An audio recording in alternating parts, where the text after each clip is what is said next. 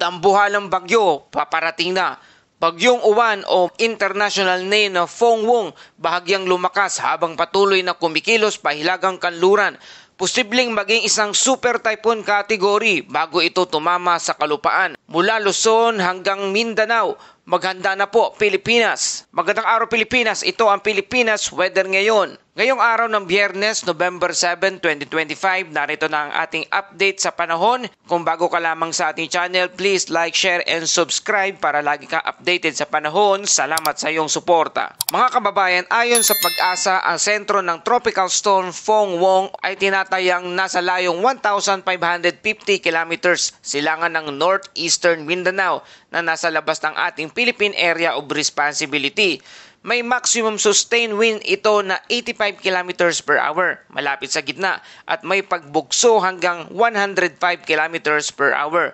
Kumikilos ito pahilagang kanluran sa bilis na 20 kilometers per hour. Ang lawak ng hangin nito ay malalakas na strong to gale force wind ay umaabot hanggang 720 kilometers mula sa gitna ng bagyo. Ibig sabihin, napakalawak ng sakop na hanging dala nito. At sa ating general forecast ng Bagyong Uwan, patuloy itong kikilos pakanlurang hilagang kanluran sa mga susunod na araw. Inaasang papasok ng Philippine Area of Responsibility o PAR sa pagitan ngayong araw ng gabi, November 7, at sa Sabado ng madaling araw, November 8. Sa oras na makapasok, papangalanan natin itong Bagyong Uwan, ang ikalawang bagyo sa buwan ng Nobyembre at ika-22 bagyo naman sa taong 2025. May malaking posibilidad na maglandfall ito sa northern o central Luzon, pagsabit naman ng Lunes, November 10. Para sa forecast intensity, maaring maging typhoon category ito ngayong araw, November 7, at posibleng umabot pa sa super typhoon category pagsapit naman ng Sabado, bukas po, November 8. Inaasahang tatama sa kalupaan habang nasa peak lifetime intensity ito. Kaya naman magkakaroon ng maagang wind signal, maaring itaas sa silangang bahagi ng north ng Luzon at Samar provinces simula ngayong araw ng hapon o kaya bukas ng umaga ng Sabado. Ang pinakamataas na posibleng tropical cyclone wind signal ay signal number 5 ayon sa kasalukuyang senaryo.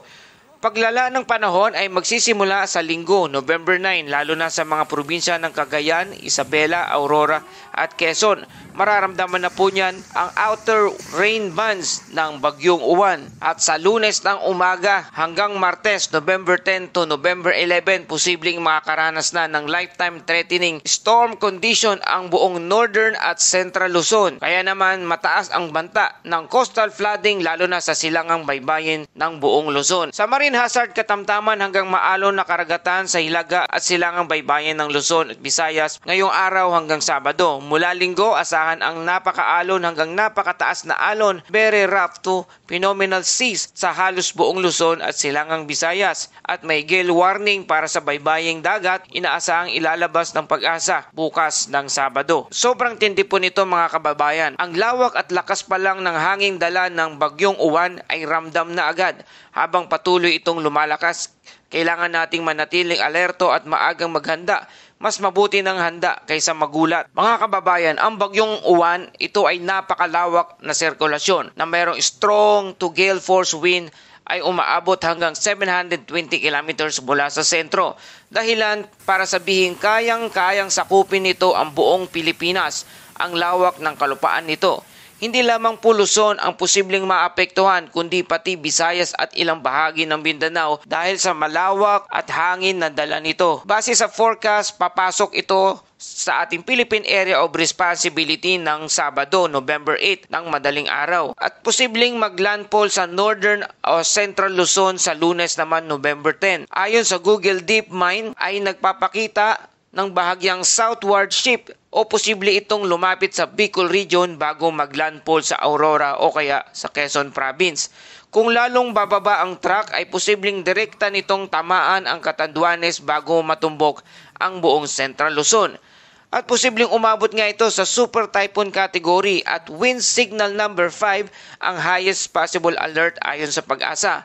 Kaya inaabusuhan na ang mga residente sa Bicol Region, Quezon, Aurora at Central Luzon na maghanda na sa simula pa lamang ng Sabado ng gabi hanggang Linggo. Kaya inaasahan din ang storm surge at coastal flooding sa mga baybayin ng dagat ng Northern at Central Luzon, lalo na sa Cagayan at Isabela, Aurora at Quezon. At ang mga kababayan nating mangingisda ay mahigpit na ipinagbabawalan muna na pumalaot dahil sa posibleng maging very rough to phenomenal ang dagat pagsapit ng weekend. Grabe mga kababayan, kahit wala pa sa Philippine Area of Responsibility o PAR, ramdam na ang lawak ng bagyong ito.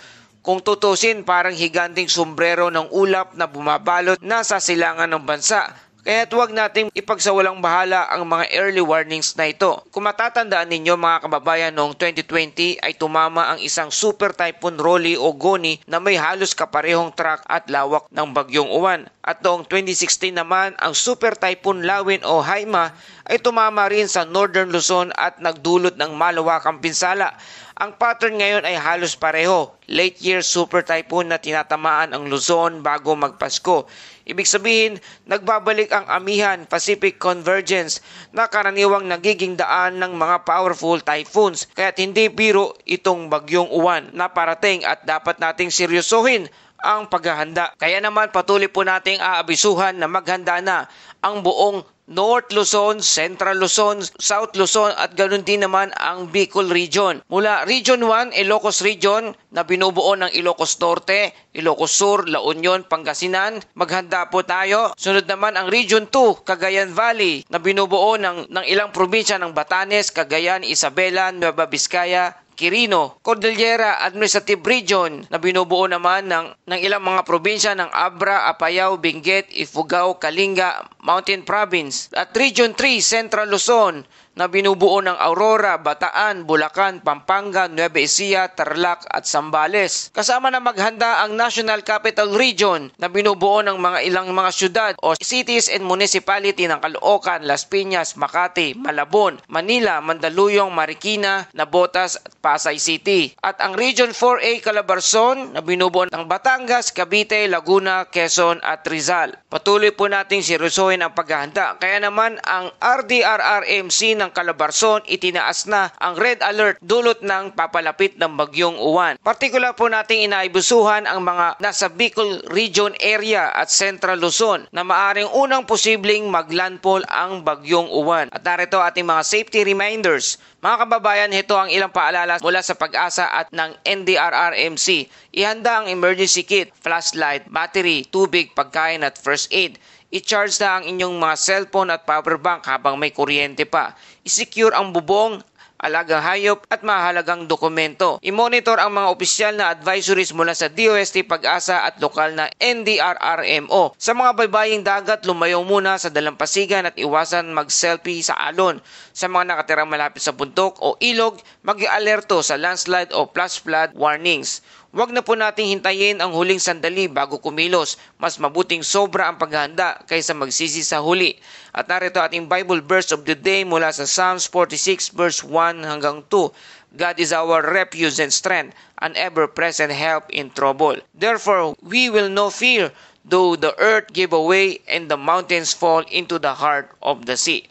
Mga kababayan, sa gitna ng unos, may Diyos tayong sandigan. Habang naghahanda tayo sa bagyo, huwag nating kalimutan na siya rin ang tunay na nagbibigay ng kapanatagan at pag-asa sa bawat nananalig sa Kanya. At yan po ang kabuong ulat, panahon sa ating bansa ngayong araw ng Biyernes, November 7, 2025, mula sa patuloy na paglakas o pag-intensify ng Super Typhoon Uwan hanggang sa mga lugar na maaring direktang tatamaan ito paglapit sa kalupaan. Salamat po sa inyong patuloy na pagtangkilik, pagtutok dito sa ating channel sa Pilipinas Weather Ngayon. Para lagi kang updated sa panahon, please like, share, and subscribe. Salamat sa iyong suporta.